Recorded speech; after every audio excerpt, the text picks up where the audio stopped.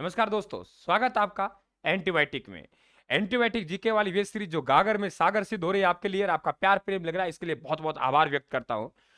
मित्रों, इसमें हम लोग बात कर रहे हैं आपके, देखो अलग अलग आप लोगों के अलग अलग सब्जेक्ट के एंटीबायोटिक मिल रही है और वे क्रम से मिल रही है। बहुत से बच्चे गुरुजी क्रम से नहीं मिल पा रही, आपको प्लेलिस्ट देखनी है, प्लेलिस्ट में जाना है, भूगोल का देखना है, राजस्थान राज्य व्यवस्था का देखना है, इतिहास का देखना है, कि आपको कल्चर का देखना है, उस प्लेलिस्ट में जाना है, कला एवं संस्कृति की प्लेलिस्ट बन जाएगी आपके।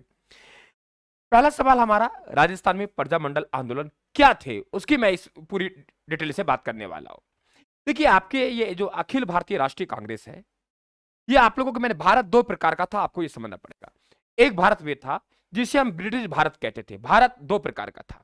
एक भारत वे जिसे ब्रिटिश भारत कहा जाता था, यानी ये जो भारत है ये आपका ब्रिटिश भारत है, यानी ब्रिटिश भारत, यानी यहां पे जो आप लोगों का शासन करेंगे वे अंग्रेजों का शासन है, अंग्रेज आपके गवर्नर यहां बैठते हैं। और एक वे भारत जो देशी भारत है, यानी इस भारत में राजा लोग शासन करते हैं। तो जो अखिल भारतीय राष्ट्रीय कांग्रेस जो काम कर रही है, वे इस ब्रिटिश भारत के लिए काम कर रही है, देशी भारत के लिए काम नहीं किया। ना ही कभी आपने नाम सुना होगा, ठीक है, या किसान आंदोलन हो चाहे प्रजामंडल आंदोलन हो। दिक्कत आई, इस देशी भारत में राजाओं का अत्याचार बढ़ा।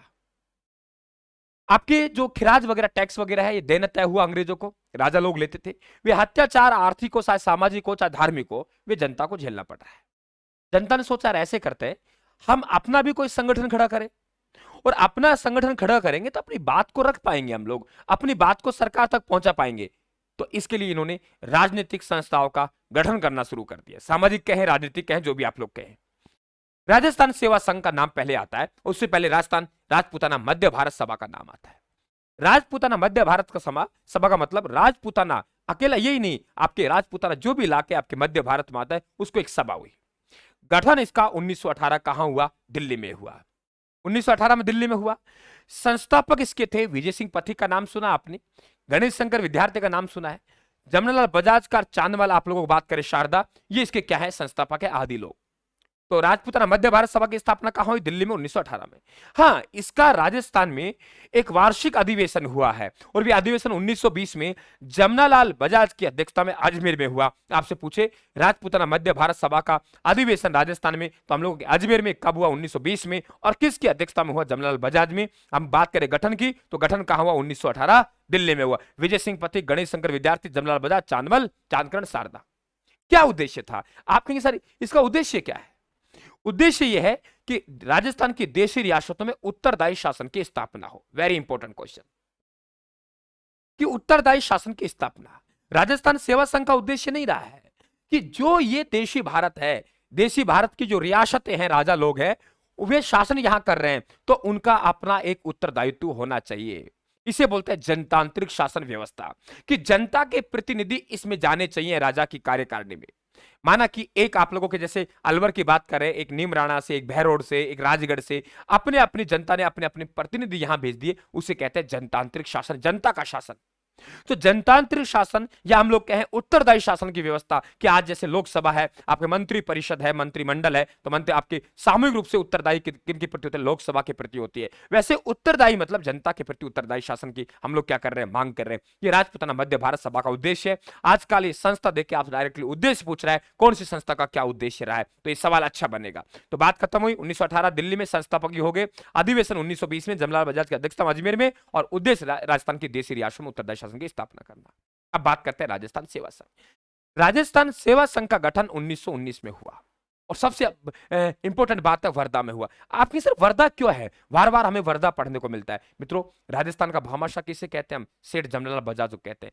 सेठ जमनालाल बजाज काशी का बात सीकर का रहने वाला था, लेकिन ये आप लोगों की बात करें वर्धा, वर्धा महाराष्ट्र के एक सेठ थे रामदास। रामदास विधवा पत्नी बसंती के गोद चले गया। अब सेठ के घर में गोद चले गए, साहब पैसे की कमी नहीं रही, तो आपके जमनालाल बजाज क्या कि हमने सेठ जोड़ना शुरू कर दिया और खूब धन दौलत दी। राजस्थान का भामाशाह कहलाता है। तो वर्धा महाराष्ट्र में जाएंगे तो इन्हें बजाज साहब का मार्गदर्शन मिलेगा और पैसा मिलेगा। इसलिए बहुत से समाचार पत्र आपने पढ़ा होगा, आर्थिक का भार विजय सिंह आपके जमनालाल बजाज साहब ने उठाया। वर्धा में क्यों? वर्धा में ये हमें सुविधा मिलती थी, तो वर्धा महाराष्ट्र में क्या हुई? इसकी स्थापना हुई। हाँ, अगले वर्ष 1920 में इसे कहां स्थानांतरित कर लिया? अजमेर में। बात समझ गए? 1900। और देखो कौन कौन है? हरिभाई किंकर है, विजय सिंह पथिक है, रामनारायण चौधरी है। हरिभाई किंकर, विजय सिंह पथिक, रामनारायण चौधरी इसके संस्थापक है। हरिभाई किंकर विद्या प्रचारने वाला सभा, उनसे विजय सिंह पथिक मिला और विजय सिंह पथिक ने रामनारायण चौधरी से कहा कि बेगू किसान आंदोलन का नेतृत्व करो। तो तीनों को इस प्रकार से याद करेंगे आप लोग। क्या कहा मैंने? तीनों को आप इस प्रकार से याद करेंगे। क्या कहा कि हरिभाई किंकर, इनसे मिले कौन? विजय सिंह पथिक, विद्या प्रचारणी सभा। फिर विजय सिंह पथिक ने रामनारायण चौधरी से कहा कि राजस्थान की सेवा करो, बेगू किसान आंदोलन की नेतृत्व करो। तो ये तीन लोग हो गए। बात क्लियर? अब बात आता है उद्देश्य। तो उद्देश्य की जागीरदारों तथा उनकी प्रजा के मध्य मधुर संबंध स्थापित करके जनता की समस्याओं का निराकरण करना। आपने किसान आंदोलन पढ़े, तो किसान आंदोलन में आपको पढ़ने को मिला होगा कि राजस्थान सेवा संघ की तरफ से ये आया, राजस्थान सेवा संघ की तरफ से ये आया, राजस्थान सेवा संघ की तरफ से रामनारायण चौधरी आए। पढ़ा होगा रामनारायण चौधरी, पढ़ते हो ना? तो राजस्थान सेवा संघ क्या है कि आपकी जो देशी रियासत है उनमें जो जागीरदार है, जागीरदार और उनकी प्रजा के मध्य मधुर संबंध स्थापित करना और वहां आने वाली समस्याओं का निराकरण करना, यह राजस्थान सेवा संघ का क्या है? उद्देश्य। सवाल बनता है, आगे हम लोग बात करें। देखिए अब बात कर रहे हैं हम लोग आगे अखिल भारतीय देशी राज्य लोक प्रजा परिषद की। किसकी बात कर रहे हैं? अखिल भारतीय देशी राज्य लोक परिषद। अच्छा सवाल बनेगा, आप पढ़ रहे हो राजस्थान में प्रजामंडल आंदोलन, राजस्थान में प्रजामंडल आंदोलन, और यहां बात करने जा रहे हैं हम अखिल भारतीय देशी राज्य लोक प्रजा परिषद। मित्रों बात आगे बढ़ी तो अब तय हुआ कि यार चलो ऐसा है कि जैसे कांग्रेस ने क्या कर रखा है, कांग्रेस ने अपना जो ब्रिटिश भारत में काम कर रही है, वैसे हमें एक देशी भारत के लिए एक संस्था बनानी चाहिए और वे संस्था अखिल भारतीय होनी चाहिए। ठीक है साहब, देशी भारत के लिए काम करेगा, तो ऐसे करो नाम ऐसे रख दो, अखिल भारतीय देशी राज्य लोक परिषद, all Indian state peoples conference. नाम रख दिया साहब। बोले स्थापना कहां? बोले स्थापना दिसंबर 1927 में। और अधिवेशन कहां होगा? बोले ऐसे करते हैं, अधिवेशन कहां होगा? बंबई में होगा। उम्मीद थी कि देशी रियासतों से बहुत सारे प्रतिनिधि वहां पहुंचेंगे, क्योंकि अखिल भारतीय देशी राज्य लोक परिषद की अखिल भारत की जो भी रियासत है 550 के आसपास थी, उन सब का आप लोग एक संस्था है। ये बात आई कि प्रथम अधिवेशन कहां हुआ? बंबई में। अध्यक्षता कौन कर रहे हैं? रामचंद्र राव। लेकिन मित्रों जितनी उम्मीद थी उतने लोग पहुंचे नहीं। तो जितनी उम्मीद थी उतने लोग पहुंचे नहीं, तो कारण जाना, तो किसी के पास पैसे का अभाव था, किसी के पास धन का अभाव था। जिसके पास पैसा था, धन था, वे समय नहीं था, जिसके पास समय था उसके पास धन नहीं था। दिक्कत हो गई। इस परिषद के बताऊंगा आप लोगों को, ये असफल हुई। परिषद के उपाध्यक्ष किसे बनाया गया? विजय सिंह पथिक को। अध्यक्ष कौन था? बहादुर रामचंद्र राव। राजस्थान में मध्य भारत के लिए प्रांतीय सचिव रामनारायण चौधरी, राजस्थान का दबदबा था क्योंकि बहुत प्रसिद्ध रियासतें रही हैं राजस्थान में। तो राजस्थान में मध्य भारत के लिए प्रांतीय सचिव रामनारायण चौधरी। राजस्थान में इसका प्रांतीय अधिवेशन हुआ। इसका प्रांतीय अधिवेशन 1931 में रामनारायण चौधरी के नेतृत्व में हुआ। आप कहेंगे हमने क्या निर्णय लिया? हमने सोचा नहीं, अब एक जगह सब लोग नहीं आ सकते, हम लोग इतने संसाधन नहीं है, परिवहन के साधन नहीं है। एक काम कीजिए, अपनी अपनी रियासत में अपने ही स्थानीय संसाधनों के द्वारा, अपनी रियासत में अपने स्थानीय संसाधनों द्वारा, स्थानीय जनता द्वारा वहां शासक के खिलाफ ही क्यों ना एक आंदोलन किया जाए। वहां की लोकल प्रजा करेगी, लोकल संसाधन होंगे, लोकल कार्यकर्ता होंगे।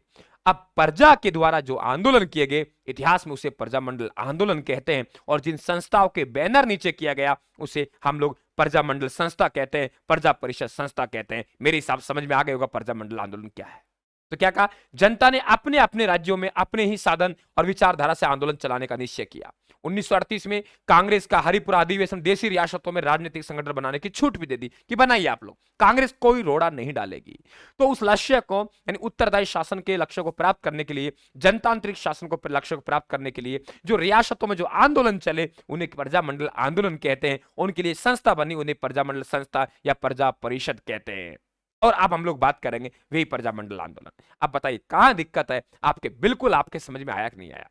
आप कहेंगे गुरुजी थैंक यू, समझ में आ गया समझ में, तो बहुत बहुत धन्यवाद आपका। अगले एंटीबायोटिक फिर लगातार बात करेंगे। राम राम साहब, थैंक यू।